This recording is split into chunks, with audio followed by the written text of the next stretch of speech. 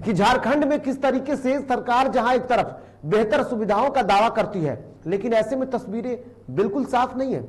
Corona काल में संक्रमित मरीजों के लिए सही अस्पताल, बेहतर सुविधाएं और बेड नहीं मिल रहे हैं। लेकिन झारखंड के धनबाद जिला अंतर्गत निरसा में लगभग 100 बेडों का एक ऐसा अस्पताल है जो सेवा देने को तो तैयार है, लेकिन कोई उसकी सूद लेने वाला नहीं है। ये रिपोर्ट देखिए।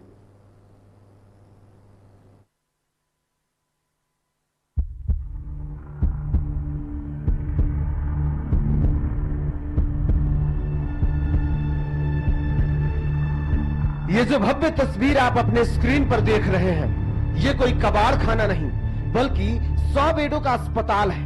यह व्यवस्था, प्रशासन और सरकार की बदइंतजामी का जीता जागता सबूत है। दरअसल हम ऐसा इसलिए कह रहे हैं क्योंकि झारखंड के निरसा का यह सरकारी अस्पताल पिछले 14 सालों से ऐसे ही बंद पड़ा हुआ है। यहाँ के लोग अपनी इलाज कराने के लिए दूसरे इलाकों में अब जाने को मजबूर हो रहे हैं। वहीं जब हमने इस अस्पताल की वर्तमान स्थिति का पता लगाया तो हमें यह जानकारी मिली कि साल 2005 में जब तत्कालीन विधायक अपर्णा सेन गुप्ता यहां से चुनाव जीतकर विधानसभा पहुंची, जिसके बाद उन्होंने अपने क्षेत्र में 100 बेड का रेफरल अस्पताल का निर्माण करवाया। वहीं साल 2009 में अस्पताल पूरी तरीके से बनकर तैयार हो गया, लेकिन अस्पताल के शुरू होने से पहले ही तत्कालीन विधायक चुनाव हार गई, जिसके बाद से ही अस्पताल आज तक शुरू नहीं हो पाया है।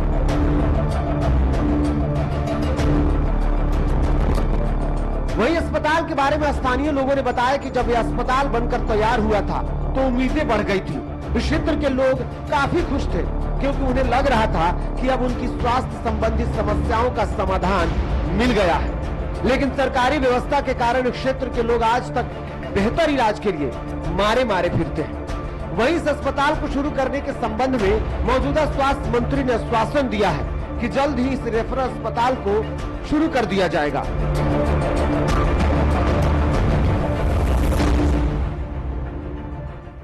इसमें सरकार की पूरा लापरवाही है। 2005 में उस समय निरसा की विधायक जब अपर्णा सेन गुप्ता थी, उनके द्वारा 100 बेड का ये अस्पताल लाया गया था, लेकिन आज तक इसको चालू नहीं करवाया गया। जबकि कितना विधायक आए, उसके बावजूद भी विधायक बदले, सरकार बदली, लेकिन कोई इस पे कार्रवाई नहीं किया गया। और आज वर्तमान में फिर से अपर्णा सेन गुप्ता जीत कर आई है, लगातार इसको लेकर विधानसभा में सवाल उठा रही है, लेकिन स्वास्थ्य विभाग जो है झारखंड के जो स्वास्थ्य मंत्री हैं, ठीक है, अभी तक इस पर कोई कार्रवाई नहीं कर रही है। ये दोस्त तो व्यवस्था का है, यह सब राज्य सरकार का है। ये झारखंड सरकार जो आज है, यह सरकार इस पर संज्ञान नहीं ले रहा है, इस पर ध्यान नहीं दे रहा है।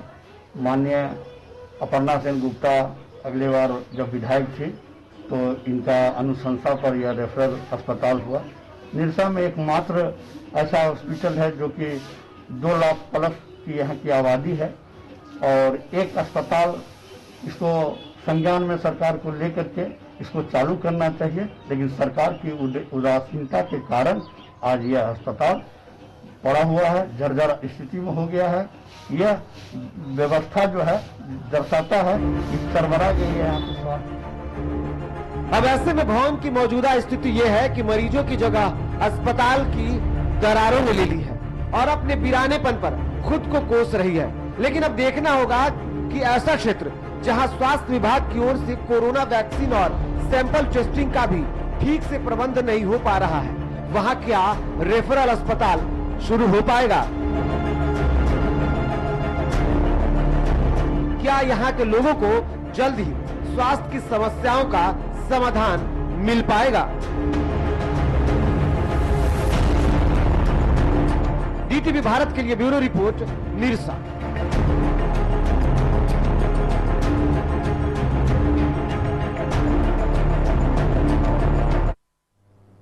तो बिल्कुल झारखंड की भी स्थिति बिल्कुल वैसी ही है, समझ सकते हैं। हालांकि अपर्णा सेन गुप्ता जिन्होंने इस अस्पताल को बनवाया था, जिनके कार्यकाल में इसकी शुरुआत हुई थी, और अब फिर से एक बार वो विधायक बनकर आई हैं और अब स्वास्थ्य मंत्री ने कहा है कि इसको शुरू कर दिया जाएगा। हमारे साथ हमारे सहयोगी जो हैं वो हमारे साथ जुड़े हुए हैं। पंकज विद्रोही हमारे साथ निरसा से जुड़े हुए हैं।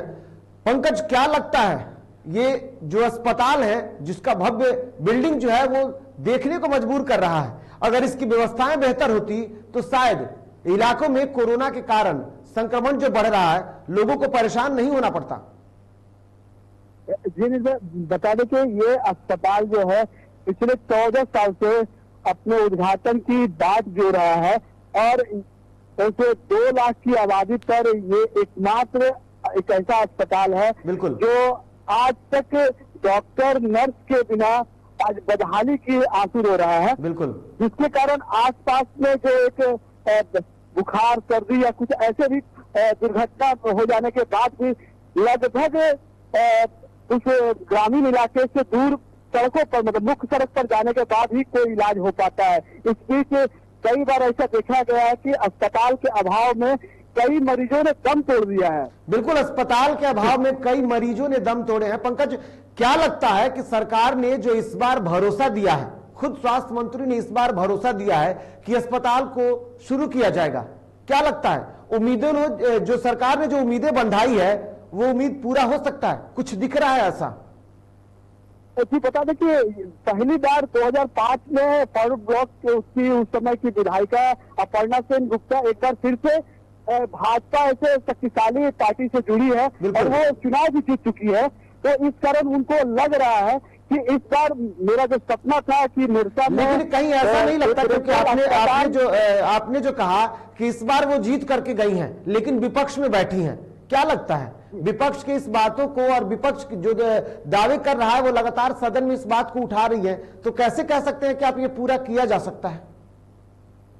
जब हमारी बात उनसे हुई तो उन्होंने बताया विधायिका जी ने कि ये मेरा एक ड्रीम प्रोजेक्ट था कि मैं निरसा में एक रेफरल अस्पताल को लाऊं और मैं यही की बहू हूँ और मुझे लगता है कि इस बार जब मैं जीत के आई हूँ, विपक्ष हो या जिस स्थिति में भी हो, मैं इस अस्पताल को चालू किए बिना नहीं रहूंगी, क्योंकि मैंने हर बार यहाँ के जो भी आला अधिकारी हैं या मंत्री हैं उनसे मैं बराबर संपर्क कर रही हूँ और खुद एक निवेदन भी किया है सरकार से कि इस कोरोना काल में यदि इस अस्पताल को चालू कर दिया जाए। बिल्कुल, कोरोना काल में इस अस्पताल को चालू कर दिया जाए। बहुत बहुत धन्यवाद पंकज हमारे साथ जुड़ने के लिए। तो ये थे हमारे साथ हमारे सहयोगी पंकज विद्रोही, जो निरसा में जहां लगभग 100 बेडों का अस्पताल है, जो मुंह देख रहा है कि इसको जल्द से शुरू कर दिया जाए, लोगों की सेवा करे।